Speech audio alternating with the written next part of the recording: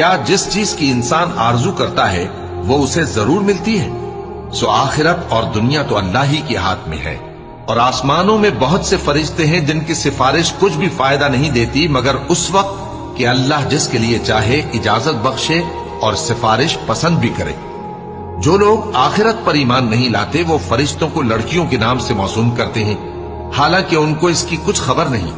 وہ صرف خیال و گمان پر چلتے ہیں، جبکہ خیال و گمان حق کے مقابلے میں کچھ کام نہیں آتا۔ تو جو ہماری یاد سے روگردانی کرے اور صرف دنیا ہی کی زندگی کا خواہاں ہو، اس سے تم بھی منہ پھیر لو۔ ان کے علم کی یہی انتہا ہے۔ تمہارا پروردگار اس کو بھی خوب جانتا ہے جو اس کے رستے سے بھٹک گیا، اور اس سے بھی خوب واقف ہے جو رستے پر چلا۔ اور جو کچھ آسمانوں میں ہے اور جو کچھ زمین میں ہے سب اللہ ہی کا ہے، اور اس نے خلقت کو اس لیے پیدا کیا ہے کہ جن لوگوں نے برے کام کیے ان کو ان کے اعمال کا بدلہ دے۔